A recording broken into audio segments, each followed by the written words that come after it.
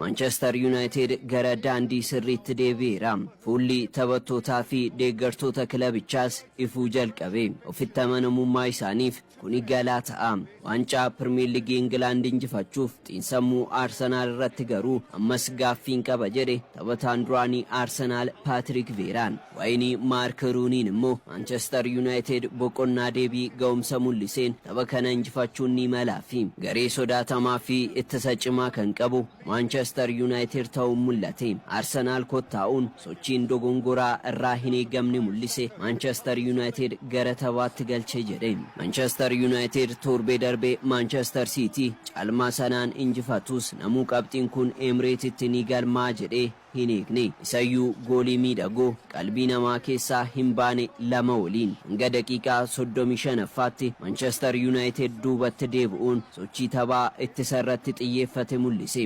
Arsenal kubbaa qabatee taphachaa ture. Daqiiqaa 29ffaa irratti Lisandro Martinez goolii garee ofii irratti akka galchu taasise. Carraaqqii isaa hanga daqiiqaa kanaatti tureef Arsenalii gooliin kun ni mala. Ta'us dogongorri daqiiqaa 37ffaa irratti Martin Zubimeendin hojjete Arsenal gatii kaffalchiise. Kubbaa goolii egaa David Rayaaf kennuuf yaale Brian Mbeumoon argachuun gooliis galchuun Manchester Unitedin gara taphaatti deebise. Lammiin Cameroon Brian Mbeumoon taphataa tapha cimaati jedhama. Kilaboota gurguddoo Arsenal, Manchester City, Liverpool fi Tottenham irratti goolii galchuun jijjiirraa milkaa Manchester United ta'aa jira. Yeroo boqonnaa ba'an Mikel Artetaan muuxannoo qabuun Michael Carrick caala waan hedduu fooyyessa jedhamee eegame. Ta'us akkas hin taane. Daqiiqaa 50ffaa irratti Patrick Dorgun Bruno Fernandes waliin yeroo 2-3 kubbaa wal harkaa fuudhanii darban. Patrick Dorgun addeessa sarara peenaalitii irraa kubbaa rukute dagalee sibiila goolii fi lafa rukutuun gara goolitti jijjiiramte. Taphattoonni Arsenal Martin Zubimendi, Leandro Trossard fi Gabriel Magalhaes homaa gochuun dandeenye.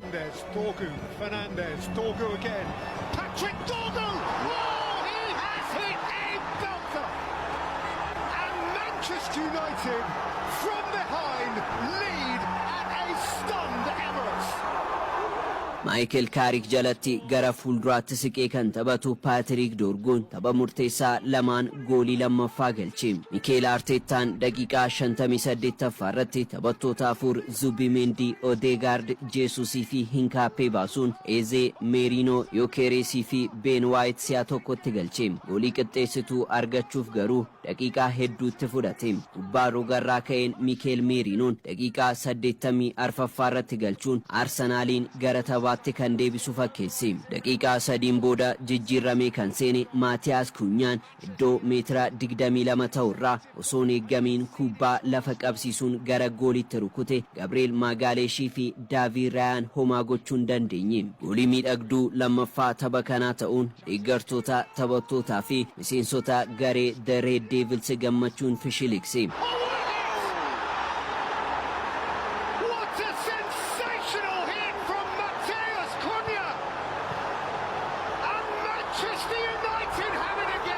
Manchester United gara kaaba London imaluun Emirates'tiin waggaa 9 boodas Arsenal injifate. Ruben Amorim jalatti kilabiin ji'a 14 gidduutti yeroo tokko qofa tapha lama walitti aansuudhaan injifate. Michael Carrick jalatti garuu injifannoo hin dagatamne lama walitti aansuudhaan galmeesse. Tapha muraasaan murteessuun ulfaatus kilaboonni waliin taphachuudhaan injifate. Manchester United daandii sirriitti deebi'uu ragaa ba'u. Kilaboota liigichaan sadarkaa tokkoffaa fi lammaffaarra jiran walitti aansuudhaan injifate. Leenjisaan yeroo Manchester United Michael Carrick ergan gara kilaba kanaa dhufee guyyaa 10 garee qulqulluu mudaan qabne arguun ulfaataadha. Garuu ga'umsa dirree keessatti mul'ateef galata kennuu kanan barbaadu taphattootaa fi miseensota garee kanaa fi taphattoonni teessoo jijjiirraarraa ka'anis miirri akka gareetti qaban gaarii ta'uun sababa qabxii kanaati jedhe. Michael Carrick kan bara 2021 dabalatee taphoota taphoota 5 irratti Manchester United dursuun tapha 4 injifachuun tokkoon qixabuun jalqabbii gaariidhaan eegale.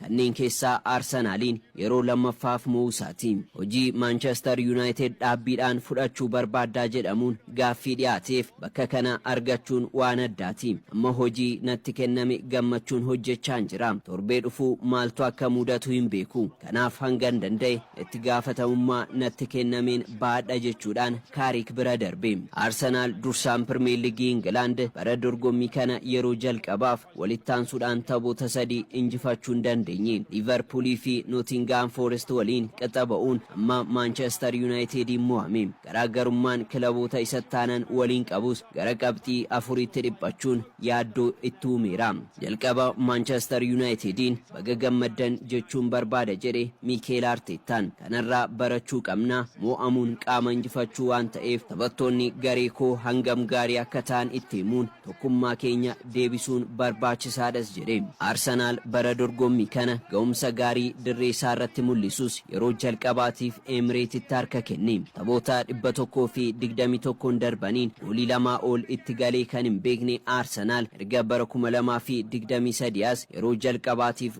goolii 3 keessummeesseera. Arsenal torbee dhufu Champions Leaguein Kairat waliin erga taphateen booda gara Elland Road maluun Leeds United waliin morkii cimaatu isa eeggata.